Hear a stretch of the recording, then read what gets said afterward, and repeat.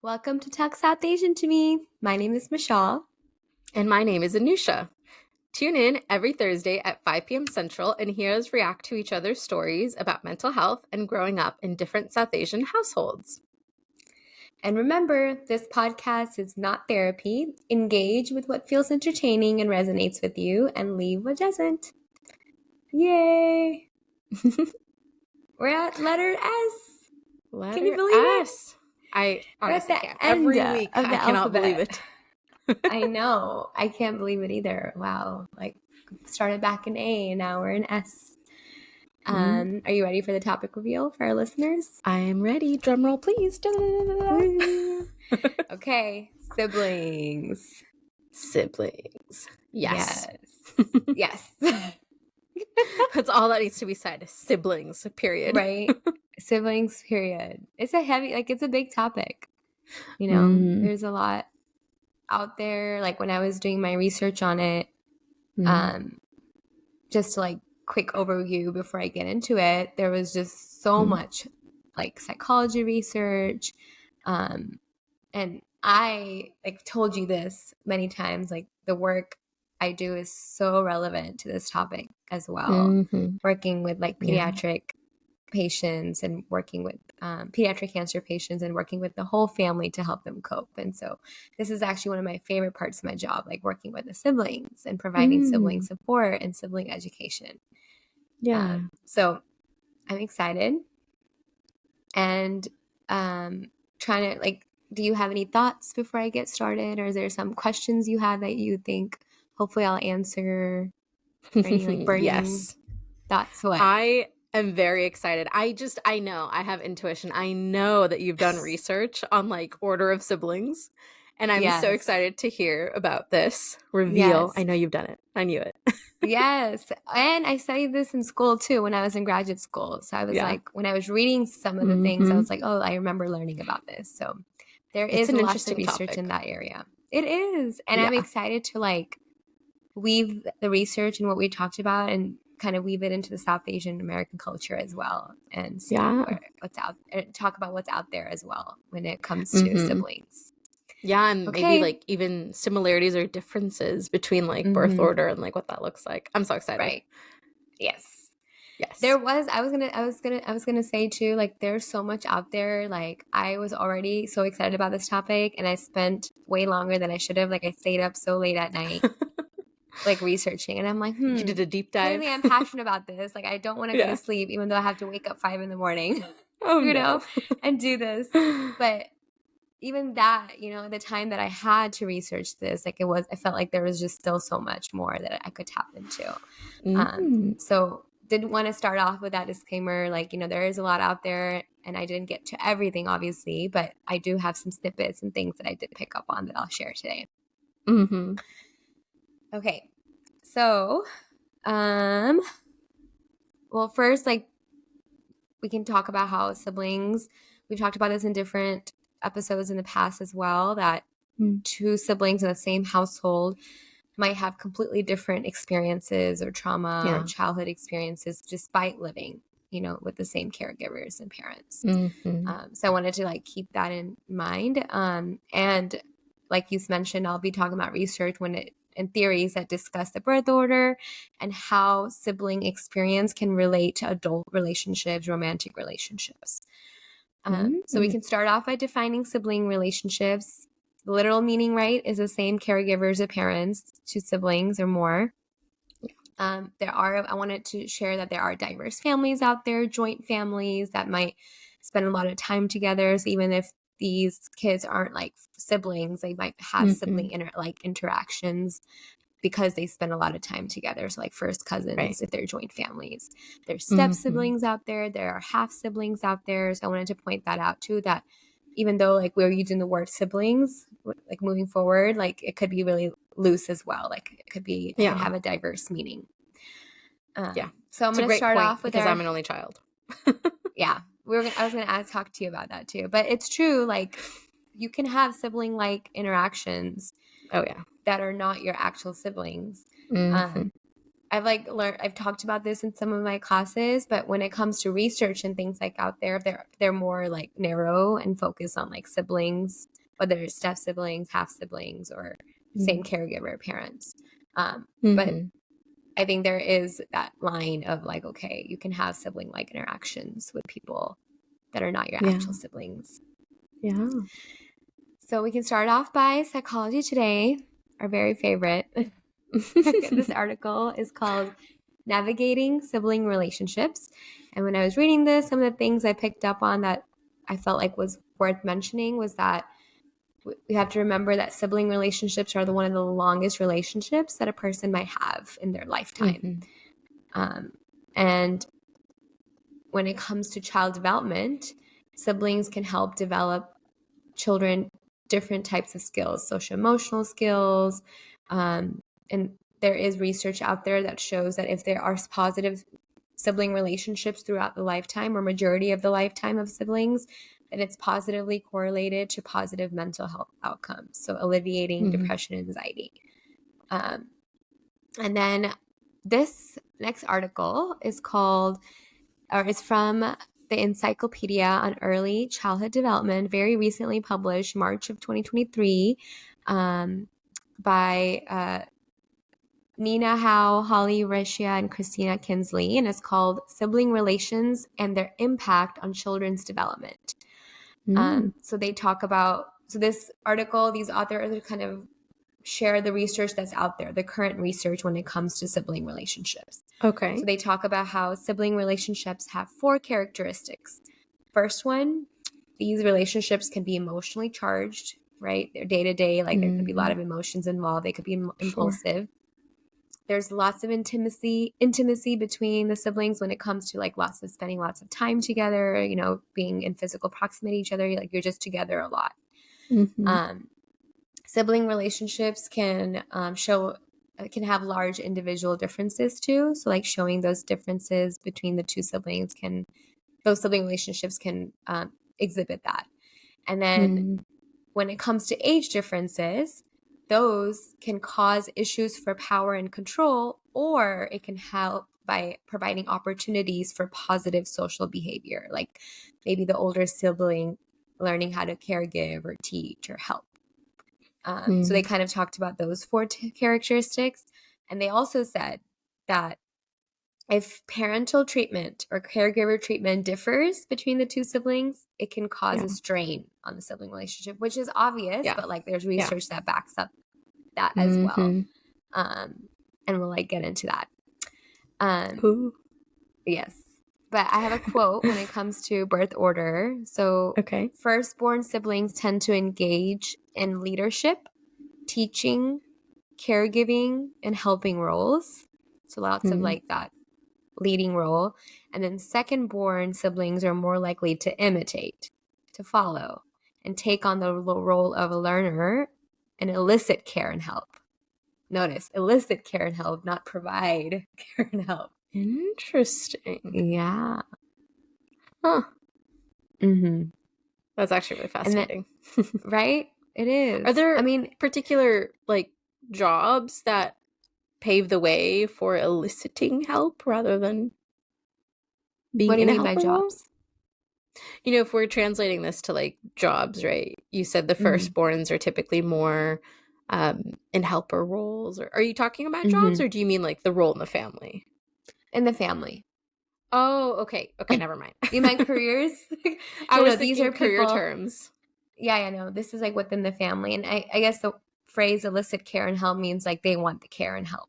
Like they're just like seeking it. I need to be helped. You can help me. Sure. Yeah. And you can Gotcha.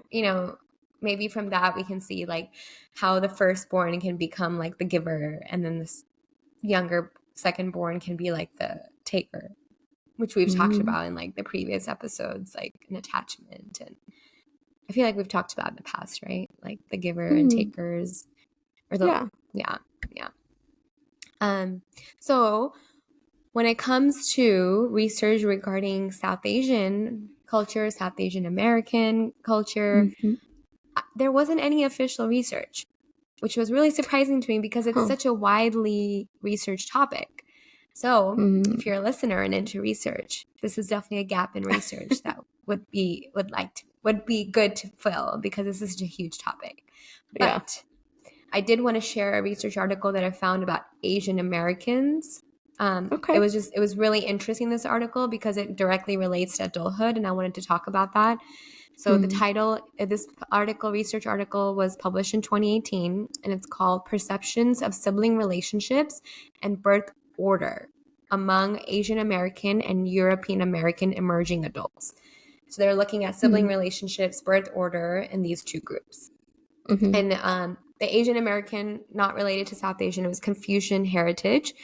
But I still wanted to kind of talk about it. Mm. So the authors of this article explored how the Confucian heritage Asian American emerging adults compared with the non-Hispanic European American adults on Mm-hmm. views of sibling relationships and birth order. So they conducted 48 interviews, and they found some themes in those interviews.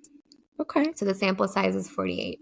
And so overall, their firstborns reported a strong pressure to be a role model to laterborns, Mm-hmm. provide sibling care, and assume family Mm-hmm. responsibilities, Mm-hmm. and to not expect to rely on younger siblings. So again, that firstborn being Mm-hmm. expected to take on that caretaker role, being responsible right away, that third parent role or second parent role. Um, and despite these similarities, Asian American firstborns were unique in taking comfort in having siblings who shared a less traditional Asian cultural perspective than their parents. So if there was Mm. their younger, or if their siblings had a less traditional point of view than their own parents, like they liked that, because there was like pressure from the parents. Um, Yeah. yes. And then it also was added pressure if they were the oldest within an immigrant family. So that kind of Sure. added another layer. Yeah. Um, so that was that. Hmm. Any thoughts on that? I know this was not specifically related to South Asian Americans, but I feel It's like there are similar. some parallels in Yeah. values and culture. Yeah. Absolutely. As we've talked about often, there's a lot of like parallels within like that collectivist culture. So, it's Mhm. similar. Yes. Hmm. As far as thoughts go, I feel like that is pretty much in alignment with what I've seen and what I've experienced. Hmm. Um,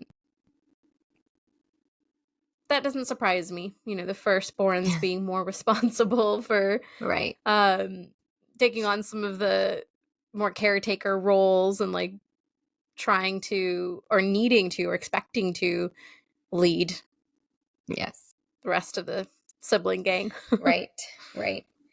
Which also, I think, like, if, there are South Asian Americans that feel that way, or like have experiences, and, I have too, like, it kind of is not comforting, but it's not our culture. It's not exclusive to our culture only. Like, it Hmm. seems like, there is a parallel with other cultures, like the Asian American culture. Mm. Um, so that was kind of the official research piece, but we'll add a little spice. We'll get into South Asian Okay. cultures. And I found some articles related to this topic when it comes to Hmm. South Asian families and South Asian Americans. So Mm. the first article I wanted to talk about is called "How Gender Bias Impacts Sibling Relationships in South Asian Ooh. Families." Ooh, I Okay. know. A I little like. spicy. Very Right? spicy. Hit me. The author is Anjum Chaudhry Nair. I don't know if I'm saying that right, but Mm. that's the author of this article. And I'm going to quote this author. And the first thing that stood out to me was this author was kind of explaining their own experience growing up and the gender bias that this author experienced from maybe their Mm. caretakers or parents. So, Hmm. quote, "I felt being female meant earlier curfews, restrictions on social outings, and certainly more arguments with my father on why my brother was able to do the things I couldn't. No one Mm. really articulated why the standards were different." Yeah. And then this author also continues to say that the gender bias that was in this household continued to create tension between this author and their brother. Um, Sure. hmm And I love that this author kind of quotes other people. So this author quoted Nadia Shah, who is a clinical social worker in California. And Mhm. this social worker said that in our culture, the bias is typically in favor of the son rather than the daughter. Um, Mhm. and like, even if it's not sometimes actively shown, I feel like it could be unconscious through these familial interactions, right? Where Mhm. the son is being more favored in different ways. The daughter has more stricter rules and just regulations on what the daughter can do and cannot do. Mhm.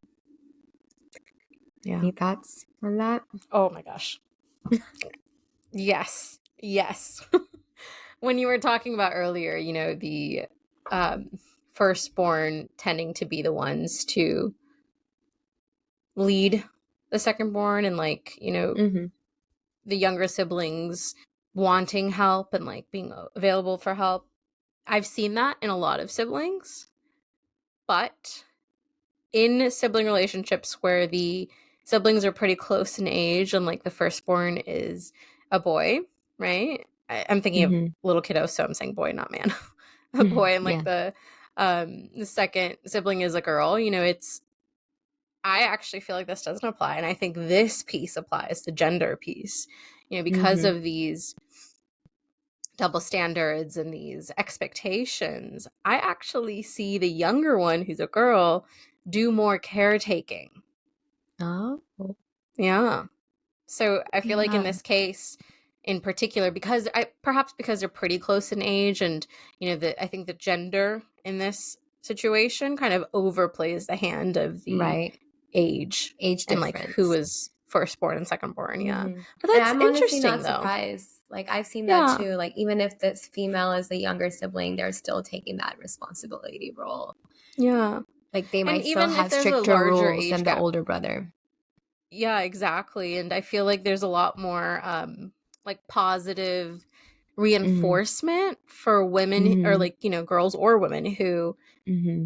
engage in more of these caretaking things, Mm-hmm. versus for boys or men. I see a lot more of oh, it's okay, we've got it, or it's okay, go do that, or there's not as much good job, you need to do this, and yeah, you Right. did it, wonderful. It's more it's fine, I got it, you go chill. Whereas with a girl, Yeah. with a woman, I see more of can you help me with this, can you help me with that? It Right. continues to reinforce the woman being the caretaker regardless of the order of birth. Right. It's It's so interesting though. interesting. I'm Yeah. curious to dig more into that research between all right, so which one is it? Is this exclusive to South Asians? Mm-hmm. I highly doubt that, but Yeah, I don't maybe think it so. happens more, or maybe we're just more aware of Mm-hmm. it. I don't know. Mm-hmm. Yeah, it'd be cool to see the research that backs up those claims. Like, to Mm, see if, like, does gender bias overpower age difference, and like when it yeah. comes to rules and in the household, who, like, regardless of the age difference and the birth order, does the female Mm, actually get those stricter rules yeah. versus um the male sibling. Hmm. um yeah, if you're a researcher and you're interested, hit us up. Fascinating stuff. Right. For all those PhD students, your next Right. thesis statement. So interesting. I just wish there's more research on there. I feel like we've, like, seen that as a trend too, like with a lot of topics. Um, there's just not enough research out there when it comes to the South Asian American community, South Asian community. Yeah. Yeah. Okay. So this is the last article that I wanted to talk about. Okay. And this title is Hmm. Eldest Daughter Syndrome. Ooh, Growing love it up already. in a South Asian household. I know, right? Eldest daughter syndrome. This is actually my Yes. first time hearing this. Have you Oh, ever heard about that? really? Yeah. Yeah, I have, because a lot of my clients tend to be elder daughters Yes. for the So, most part. yeah, this is my first time. I was like, oh my gosh, this is so cool. Like, I was like reading the whole article. And then, so the author of this article is named Mina Shahid. Hope I'm pronouncing it right. And it was recently published as well in June of 2023. And I love what Mina did. Mina went on Twitter and asked this question on Twitter. Eldest Mm-hmm. daughters in South Asian households, at what age were you expected to cook? And what was the first dish you learned to Oh, make? And there were wow. 18 respondents, and 12 of them had learned to cook between the ages of 9 and 13. Wow. Right. Is this what they were expected to do, or is this like what they were Well, interested in there's doing, the though? next thing that the author did. So the author was wondering whether the same amount of responsibility and expectation was placed on the brothers and sons in the Mm. South Asian household. So this author went on Twitter and asked the same question exactly, but Mm-hmm. instead of like females, it was towards like brothers, sons. Mm-hmm. And I like, there were so many funny responses that this author quoted, but I wanted Okay. to highlight some of them. One respondent said, "I'm too busy chasing my bag. I don't have time to cook and do them things. That's why Mumsy takes care of me in it." In Oh, it. Lord. Lord. Okay. Yes. I really hope that was a joke, but something tells me it was not. Yeah. Continue. Well, that was like the theme, the trend that was noticed by this I can author. imagine. It sheds light that it is, it is out there that there are differences in how siblings are treated in the South Asian household when it Mm-hmm. comes to gender bias, when it comes to gender roles and expectations. Um, Mm-hmm.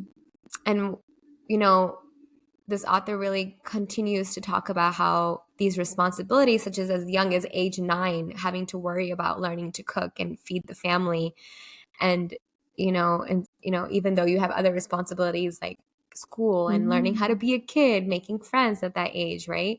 That can take an emotional Yeah. toll on that daughter, right? Yeah. Sometimes even as young as kids as young as 9 or teenagers, sisters and daughters, they take the emotional burden of their parents and siblings. Mm-hmm. They become the family therapist. And that can, Mm-hmm. lead to anxiety, poor self-esteem, trouble setting boundaries when it comes to adulthood and adult Yeah. relationships. Mm-hmm. So, just to say all of that, like to sum up, like what I've talked about so far when it comes to background and with siblings and sibling relationships, the South Asian households, you know, we know that siblings affect our development during our childhood and influence our adult relationships, Mm-hmm. and which can directly lead to like mental health outcomes and mental health, whether it's like positive or, negative. Um, but I think it's important for me to point out that there are confounding factors that we just talked about, right? When it's in the culture, when Yeah. there's gender bias, when there's gender roles, they Yeah. can affect siblings and sibling relationships and the childhood experience. Um, so it's kind of more heavy layered topic today, like when it comes to siblings, and I feel like another culture if they discuss that, So, Mm. so yeah, that was kind of my research and some background work I did on siblings. Do you have any things you wanted to add? Mm-hmm. Well, things I wanted to add. I feel like that was pretty, you know, not not necessarily comprehensive. I feel like we could keep going on and on about this Mm-hmm. conversation, but I feel like you did a pretty good job of hitting the highlights of the multifaceted layers that go into, Mm-hmm. our topic today of like siblings and birth order and all of that. I don't know if I have anything in particular to add other than, it'd be real hard out there to be a sibling. I'll Right. say that. Right. But And also, on the other end of it, I will say a lot of only children have the very opposite problem. They're like, you know what? No, forget it. I would rather take a sibling than be alone. So yeah, I don't no, know. I'm here. I'm interested to hear your perspective, you know, on what you've observed, or yeah, I'm excited to hear your part as well. Thank You you. mean in my personal life, or do you mean like as a therapist in my professional life? Anything you have to offer.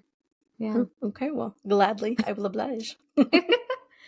um, but there was like a whole nother part of the research that I kept on popping up that I didn't talk Okay. about today because I didn't think it was like directly related to our topic, was that a lot of the sibling research that is out there is also has to do with if like a sibling of a patient that, or a patient with a Mm, chronic disease or chronic illness, and how yeah, are those sure. siblings affected. So like that's definitely Yeah. directly related to what I do, right, with pediatric cancer patients. Mm-hmm. But there was a lot of articles that were popping up like, oh, sibling coping, sibling support, adulthood, siblings who Mm-hmm. grew up in a household with a patient who had a chronic illness like have lasting effects in adulthood. So it's just, I think, again, right, lots of layers when it comes to this topic. Lots of Oh, things yeah. can make it more complex. Absolutely. I feel like that's almost any topic that we talk about, actually. Take Mm-hmm. any literally word or topic, and it Right. can be a very dark side to it, I feel Right. like. Right. Yeah. I have a Okay. You couple ready? of clients with some, with siblings who have more chronic issues or health issues, I mean. And, Right. for example, I have a client whose sibling has endometriosis, and like she's also the eldest daughter. So she Mm. definitely feels that burden of like, almost like responsibility for her and like being there for her and Mm-hmm. showing up for her. But on the flip side, for the sibling, as you can imagine, having a chronic illness it can make you feel so hopeless and like Mm-hmm. frustrated because nobody is going to truly get it. Right. And it can seem really frustrating for, on the other end when your, family or your siblings or your parents or whoever is like trying to be nice, trying to show up, trying to be caring, but like all you can really imagine is like, leave me the hell alone and like Yeah. don't get involved. And it can be really hard to, juggle those relationships and those Right. moments too. And I can only imagine the amount of grief that goes through these things, especially, Mm-hmm. in the line of work that you do too, especially. Mm-hmm. Mm-hmm. I wonder Yeah. if there's any, maybe this isn't the right word exactly for it, but I wonder if there's some sort of similarity to like survivor's guilt that some of these siblings Mm-hmm. feel. I wonder. That's a good point. Yeah. Mm, Okay. You ready for me to I'm spill ready. and talk and Yes. pour my heart out? Because This this is, topic hits home to me. I know. Okay. If sis is listening, sis, lean away. Let's not Yeah, hear. no, I'm just kidding. you. You She's know what she said? probably She's gonna like, I'm gonna really listen. listen. Yeah, I knew it. She's like, I'm gonna listen to that one. I was like, okay. Out of Um. all the ones, she's gonna be like, I'm watching that one for sure. So just to give some background before I get into it, I have one younger sister. She's 5 years younger than me. We grew up in the same household with two parents, two working parents, very busy parents. And I talked about this, I think, in the first episode about like how she has been dealing with chronic illnesses pretty much her whole life. So again, talking about that topic, right? Like that adds another layer for like everybody in the family, including the sibling. And so, when I was doing the research for this topic and like reading about everything, I was like, oh, check, that's me. Eldest daughter syndrome. Yep, that's me. I'm like, oh my gosh, I've like learned something new from this research. I'm like, I need to go tell my therapist. I learned about sister syndrome. I have a word for it. I You love it. know? And my sister is so amazing. Like she's definitely so resilient. I'm so proud of her for like no matter what, she's never let anything get in her way of achieving her goals and dreams. Like she moved across the country to like, go after what she wants to do, go to the best school for what she wants to do, which is interior design. So I'm so proud of her. And even though she's not really little anymore, but she'll still be little to me, she'll always be my baby sister. But, looking back, I do remember very clearly, and I still find myself doing this till this day, being the caretaker role for her, for my parents. Like, I want to do everything. I do everything. I take the responsibility. My parents, again, right, they have their own experience that they bring in. They immigrated from back home. Their way of showing love and support was, again, taking care of her health because that was like really important. So like making sure they're paying the bills, taking her to the doctor's appointments, providing for both of us. That was kind of their way of showing the love and support. And I feel that I took the emotional support role in my family and including for my sister. And I think it was like just natural for me too. Like my play when I was younger was like the caretaker role, the teacher role. Like I would have my sister be my student. And I can imagine so that. like it was just like it became natural to me too. Now, am I just saying that to excuse what like experience, or was it like, was I forced to? It became natural to me because I was, because that was my situation, and I accepted it and I embraced it and loved it too, right? I love taking care of my sister. Or was it also like, my temperament and my personality that, people are born with as well. And so I think it's a Yeah. little bit of both. Probably. Um, yeah. I mean, thinking about what I do for a job, right? I do love it. So Mm-hmm. So I have an example, like when my sister was like toddler, preschool age, like really young, like, they're kids, like they're going to make noise. They don't fully understand what's happening. So like we would go to prayers and it's congregational. Like you have to be quiet. You have to sit still. Mm-hmm. You can't move around.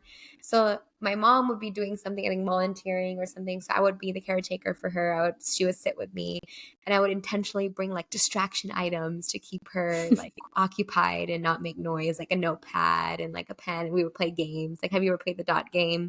Like we Yeah. would just like play games. And so like, I was already thinking like a parent when I was like in middle school, Oh my like, goodness. Yeah. yeah, this was when I was in middle Yeah. school or late elementary.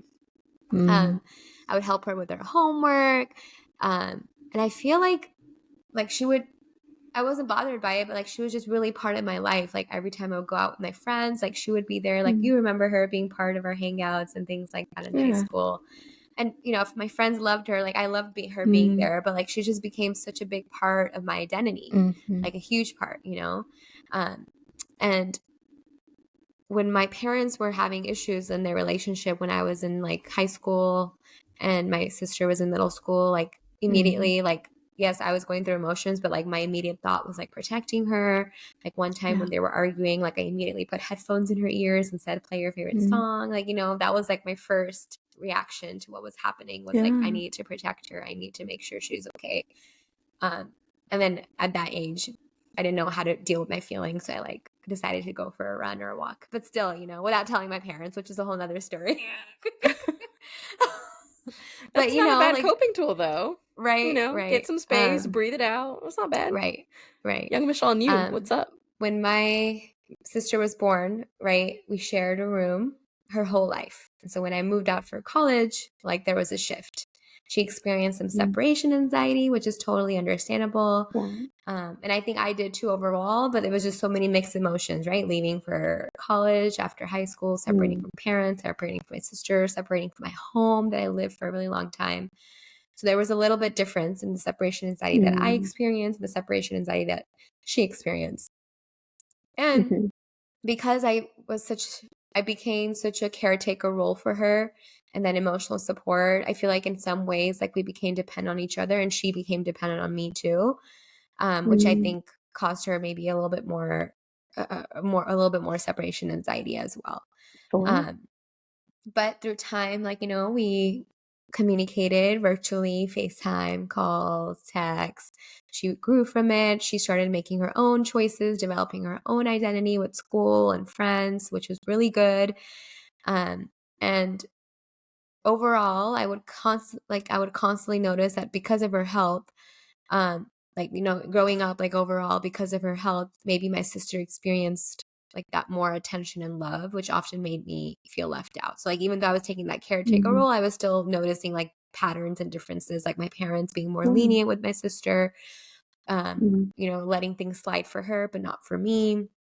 And I think Mm. that like was a little hurtful for me growing up. Like she got her first cell phone way earlier than when I did. I had more Right. rules and she did. And yeah, Mm. and of course I think there was a lot of different reasons for that, right? My parents wanted to like not be as strict on her because she was going through a lot. Like there was just a lot of reasons. Sure. But Mm. as a sibling, like I was noticing that and it just wasn't feeling good. Like I think Yeah. maybe that's the part of me also that developed the people pleasing tendencies that we talked about in the last few episodes Mm-hmm. about, like in order to get the love and attention that they were giving to my sister, like I had to like, show that I'm worthy of it maybe in a way. Um, Mm. so our relationship, like currently and ongoing in adulthood, like it's been very positive. She's my support system too. I love her so much. You know, Mm. with my parents' issues and things like that, like we had a lot of shared trauma that we experienced growing up. And I think that Yeah. like brought us really close too. Um, Mm. and when it comes to like the eldest sister syndrome, like being that therapist of the family, the emotional support role for my mom, I think she would come to my problem to come like seek support through me as well. And I think currently I've become through therapy and work, like I've become more aware of those Mm. patterns. So now I'm noticing them more. Like, I think me and my sister, like, she's very loving, a giving person too. Like, she's always helpful. But when it comes to taking initiative, like, I'm different. I'm the leader, right? The firstborn. Like, Mm. it's really Mm. easy for me to take initiative, but like maybe for her, it might take someone to tell her to take initiative, or and so I'm just like noticing those differences and like speaking up about it more. Um, we're like communicating more. I mean, my sister, we're trying to balance things out when it comes to our dynamic, what we shared earlier, and learning how to set boundaries, which is, I know, like your favorite topic. So working on that, and not always leaning towards people pleasing with her and my mom. So Mm. Yeah. Wow. I mean, of course, growing up with you, like I knew a little bit about, you guys' relationship and like the love you have. And of course, knowing you being an eldest sister and eldest daughter, I knew how protective you were of, your sis. And she was just such a sweet pie. I'm so she like is. I quiet, love her. remember. But anyways, I didn't know some of the relationship struggles that you guys had, after you had to go to college. Hmm. I'm like, that makes sense, right? You get so close, you get Yeah. so attached, and like this is your sister, and like Hmm. I don't know why that would surprise me of all things, but I guess it kind of did because I didn't really get that kind of experience. But that's also because I came home a lot and I saw some of my Hmm. family a lot, Hmm. so. mm, Well, thanks for sharing. That's Was my it kind story. of Yeah. heavy for you to? I know you were saying like there can be a lot of heavy aspects of this. Was it heavy for you to think about your relationship with your Yeah. sibling growing up and like I think a little bit. I've also been like talk it's a hot topic in therapy too. So like that's been yeah, helpful. sure. Um it's just like it's hard because like I notice that, like, just something as simple as like, I think the caretaker role that I've taken on has spilled over so much, where like even till this day, like I want her to like do things a certain way because I think that's successful. So it's like I'm working Mm, on letting go yeah, too, right? Like treating her yeah. like she's her own person. She has to make her own decisions. I can't Mm, always instruct her and tell her what she needs to do. She has to figure out as well. I feel like I'm mm-hmm, starting to do that, and I'm being more like, of course, like I fall back to the previous tendencies too, but I'm realizing that, and I think my parents notice like, oh, you treat her differently. Like she does more independent things with you now, and I'm like, yeah, like because I'm mm, treating her like an adult, I'm not treating her like someone who's dependent on me. yeah, yeah, And so I think they're like, my parents are noticing, so I think they're like trying to change their actions, but I don't think like, I think it's just they're so like in that caretaker role with her too, with the mm, health and everything in the past, sure. that I think it's going to take, if they want to change, like it'll take a long time. But I think the Mm, biggest struggle for me is like looking at her like not only as my own little sister, but like Inaya, like she's her own person. She gets like mm, my pathway to getting my career kickstarted, or my journey to school, or my journey through my career, like is not, doesn't have to look the exact same for her. yeah, Um, and so that's something like I'm personally working on. So like I think this was helpful too, in a way, to like bring more perspective on where I am right now. mm, Because as her big sister, like I want her to like be successful. So now you have to do this, this, and this, and this. But no, like I have to let go, mm, and maybe not even impose, but give her the chance to take initiative. Like, hey, mm, Michelle, can you help me look through my resume? And I did that. Like when she was like applying for jobs, like I told her like, hey, you do your own thing and apply. And if you want me to look through something, if you want me to do anything, you ask me. You have to ask me. You have mm, to come up to me and yeah, be like, can you look through this? And she did that, which I'm so proud of yeah. her. She took initiative. So that's I what I love meant when I'm like communicating more. I'm trying to set boundaries for it. Yeah, myself and her, like between me and my others more. So I think that's been helpful. yeah, good. And that's exactly what'll help, kind of foster more strong connections between you both too as equal adults rather than Mm-hmm. kind of reverting back to oldest youngest and like at a certain Right. point when you're both adults it just doesn't serve both of you anymore. It doesn't feel as reciprocal, Right. right? So I'm Right. glad and I'm so proud of you for going on that journey and like even though it's hard and even though it might Thanks. be uncomfortable, trying anyway and being open to it. I'm so proud of you. Thanks. Thank you. I You know, I appreciate you. I did notice something, and I'm curious to know like what you think about this. But when you were Okay. talking, I picked up a few times on some of the things that you said. which kind of reminded me of like things like parents will say sometimes about their kids. You know, Yes. like I don't know if you caught it, but you said it a couple of times just now, you know, You have to tell me. like I just want what's best for her, you know, like wanting to like guide her and like, yeah, but like I want you to Yeah. do it this way. And Yeah. like granted, Yeah. you recognizing like, okay, but I'm the sister, I need to back off. I want to have an adult relationship with her, and you're doing that. Right. But I thought it was Right. just so funny, like that you kind of like slipped into it. And I think that is something that a lot of, you know, eldest daughters and like older siblings have to deal with sometimes is, you know, Mm-hmm. you're so used to taking on like a caregiver role, you tend to feed into some of these like parental thought processes. Right. Right. Right. Yeah. Did you notice that? Yeah. And I feel like I called myself out in the end too, right? Like I want her to like I didn't notice it in the Yeah. beginning when I first started my story, but at the end I was like, I do notice that about myself. Like I want her things Mm, for her a certain way. And that's so crazy because I feel like that's generational, right? Like what you talked about. mm, Like which is crazy. Even the eldest sister syndrome can be spilled over with generational trauma and generational like yeah. expectations. Um, Yeah. woohoo! So many layers. It's a whole onion. I know. It's a whole onion, exactly. But that does make Yeah. sense, you know, if you think about it, because if you're thrust into the role of almost like a caregiver, a parental role for a Mhm. sibling, but you're too young to really know what that means, all you can really Mhm. do is model what you see. And if what's Right. modeled and typically is modeled by parents is like, no, like I know what you need. I know what's Mhm. good for you. You need to do it like this. You need to do it like that. I mean, that's their job to guide. But Mhm. when you're a kid yourself and you're taking on a parental role and you don't have a map, what are you going to do? You're going to follow what you see. Right. Right. So it makes sense And why you that's do it. something yeah, and definitely like my next step that I haven't really tapped into but I would like to is just like the inner child work. Like what was that like Mm. for me and how did that affect me internally? Like Oh. taking that caretaker role at age like 10, whatever it was, 9, Mm-hmm. 8, 9. Like what did that rob me of when it comes to just being a child? Mm-hmm. Your childhood, Mm. being silly, being goofy. I Yeah. know. Yeah. Oh my gosh, Michelle, I love, love, love inner child work. When you Yeah, me go too. through your inner child work, I'm so excited for you. If you want Yes. to talk about your cool findings, come to me.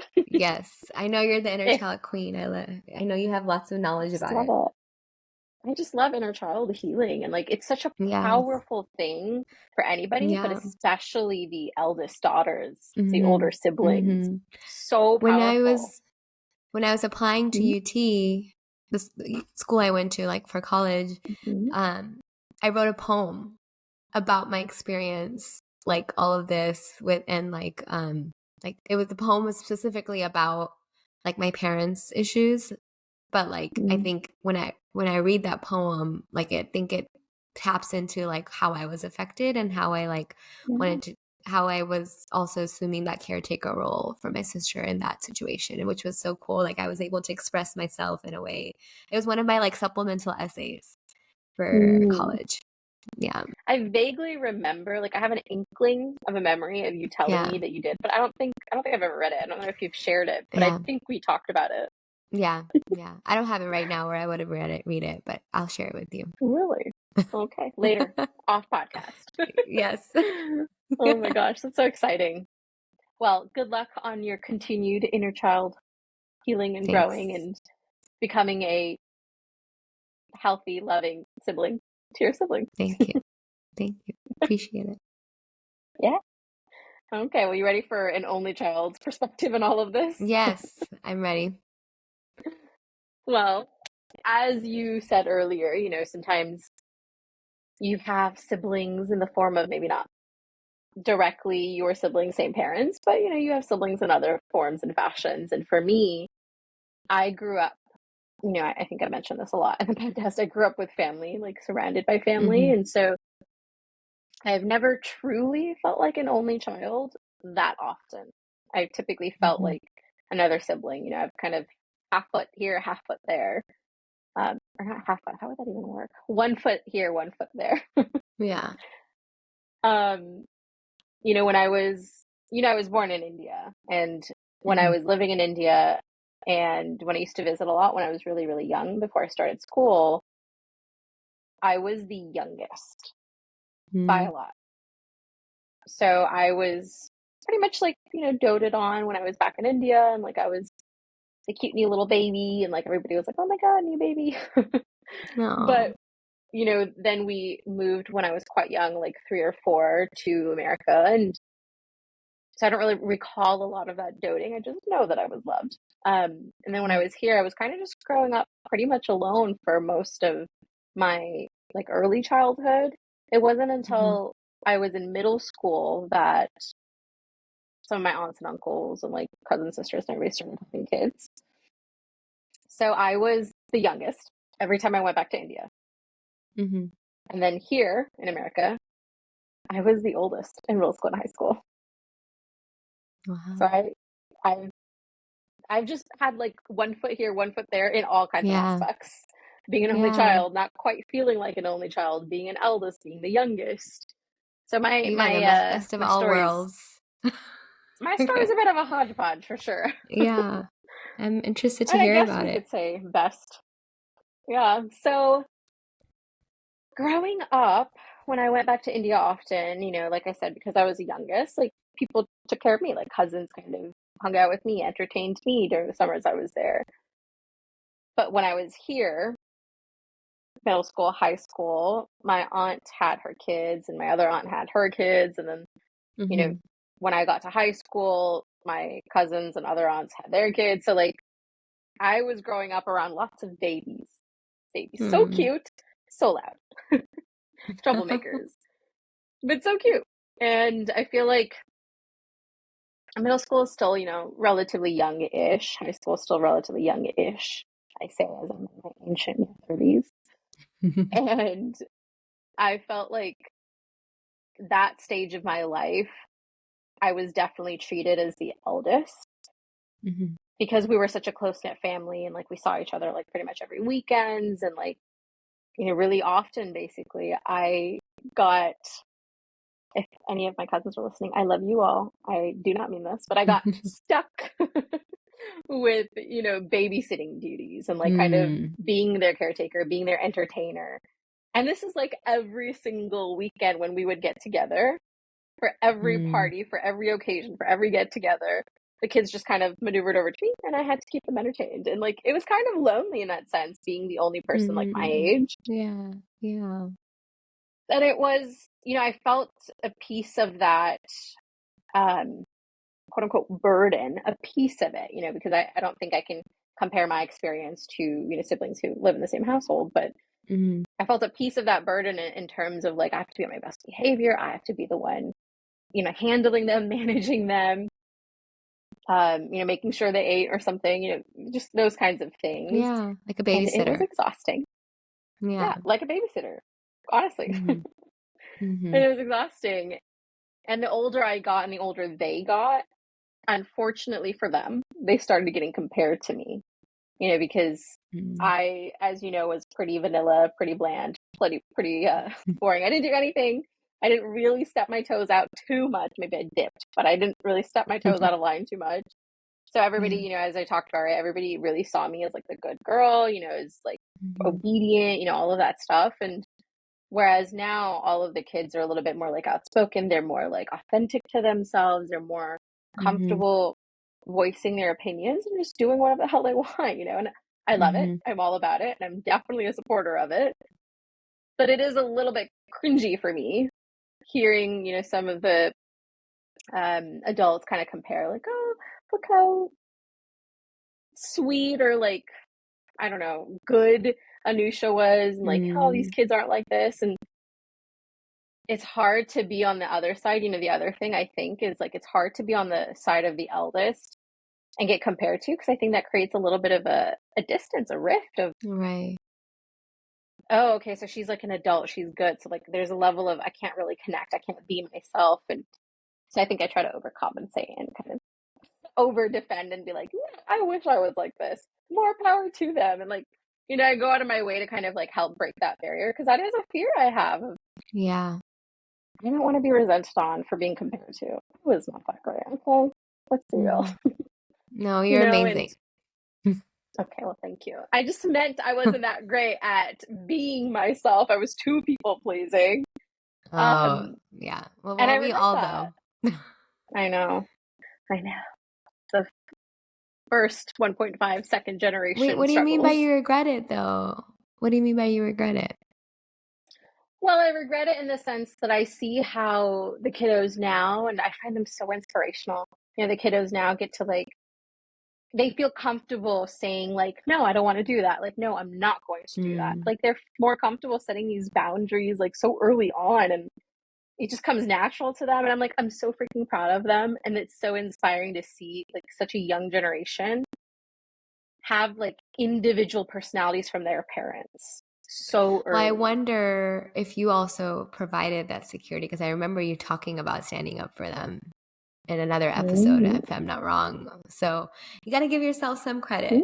Like you Mm. maybe I you know think I could that give myself meme, the like teeniest. you know that yeah. Well, you know like the meme, like this person walks so this person could run. You know, like you know what I'm talking about. I don't think I do.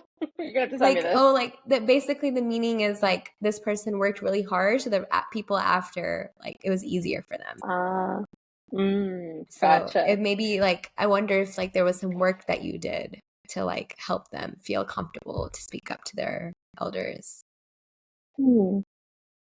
Honest unconsciously too reflection. I maybe. don't know if there is, but if there Mm, is some tiniest of credit, I mean, I'll take it. But I yeah. don't. I don't really think that there's that much impact I've made, to be honest. Okay. Other than now, maybe that I am trying to smooth over those waters of like, no, this is normal. They need to be Yeah. doing this. That's a lot. But either way, they're such an inspiration. And like looking back now, like that's the piece that I regret is like not being able to be as authentic, be as bold. We kind of molded a bit, but that's okay. Mhm. Mhm. I think in a way, our molding experience has helped, a new generation actually be themselves in some way or the other. Right. Right. Mm. Um, but to talk more about like the other foot of just being an only child, though, Mhm. I definitely had the added pressure that, sibling parent relationships don't have, which is being an only child and I have all eyes on me. Mhm. Nobody to take that tension Right. off, nobody to divert the Right. topic, nobody to help filter, to help kind of Right. be a buffer essentially. So Mhm. my parents, amazing, lovely people, but very helicoptery, especially growing up, and Mm. I didn't feel, I've talked about this in the past podcast too, like I didn't feel like I had a lot of like privacy or room to be too different. I was kind of expected to be a little bit of that good girl of like be seen, not heard. Um, Mhm. and that was kind of hard not having that support, even though I had these cousins who felt like siblings who, maybe care for me or I care for them. It was just different, because Mhm. the elder siblings I left in India so long ago when I was young. So I didn't feel that connection of like, yeah, I could call them up and they could support me. The younger ones Mhm. here, they're too young. Like I'm their support. They're not my support. Mhm. So even though I felt like pieces of this sibling dynamic in a lot of these ways, like I did feel pretty alone and like did feel pretty on my own with all of that. Mhm. Mhm. If there's a silver lining to be had though, I would say the one thing that I appreciate about my um loneliness growing up is that it taught me how to entertain myself. I do not get bored. I do not know what it's like to be bored. I can constantly Yeah. entertain myself. You have Yeah. to when you're all It's a alone. You good got to figure skill out to creative have. ways. Yeah. Hmm. Yeah. So that's my experience. I've dipped my toes in being the eldest. I've dipped my toes in getting the privilege of being the youngest. But I've also known a lot, primarily, of what it's like to be an only child. I really appreciate you sharing your perspective because there's like a, it's a whole nother world. I feel like Mm-hmm. only children too, like have to like gain their like their social skills through other peer-to-peer relationships like in school and like friends. Mm-hmm. So I'm curious to hear like to see if that was something that you felt like you had to like seek out or like did Mm-hmm. you ever like actively crave like same age peers interactions and things like that. Yeah. I definitely think that when I was in school, I definitely craved that, especially, middle school, high school age. But I Mhm. think when I was younger, I'll be honest, I was very introverted. And Mhm. I think I was like pretty much content, like while I was in school, I would have fun when I came home. Yeah. Like I was just Yeah. used to being on my own. Um, Mhm. and I was also an introvert, so I didn't feel like drained or this like Right. absolute like need or desire. I pretty much had that filled when I was in school. But if I was an extrovert, like Adi, my husband, oh my God, only child, but he is such an extrovert and he's always like depleted of energy because he's like, I need people, I need people. And so, like, for him growing up, it was never enough being alone. It was never enough being an only child. He always sought out like same, age peers and like Mhm. friendships and interaction. Mhm. Still does. Mhm. Mhm. It's so interesting to hear like both of y'all being only children, like having such different experiences and different preferences and different Yeah. temperaments and personalities. Because like what I think I mentioned this earlier too, like your the way you act and what your preferences are when it comes to social interactions, whether it's same age peer or others, like it Mm, also is layered with like your personality, your temperament, and what your mm, preferences are. So yeah. that's so interesting. You I want to keep hear another forgetting that tidbit? Addie is only child. Yeah. Yeah. Well, here's another interesting, perhaps a weird tidbit. When I was growing up, um, most of my growing up, and I'll say that maybe stopped around middle school. Most of my growing up, I actually liked talking to like the older generation and playing Mm-hmm. with little kids. I didn't actually interact with people my age. And it's so weird to say that, but it's so true. Yeah. Well, that makes sense because that was what you were familiar with. You were taking care of the Oh, yeah, younger kids, and but then you also were around older generational people, your aunts and that's uncles and your true. parents. I Yeah, that's all know. I had Woo. access to for so long. Look at you, Yeah. Michelle. Insight. I love. That I mean, but But like you're that makes right. sense to me, right? Hmm. Yeah. Food for In thought. retrospect, makes a lot of sense.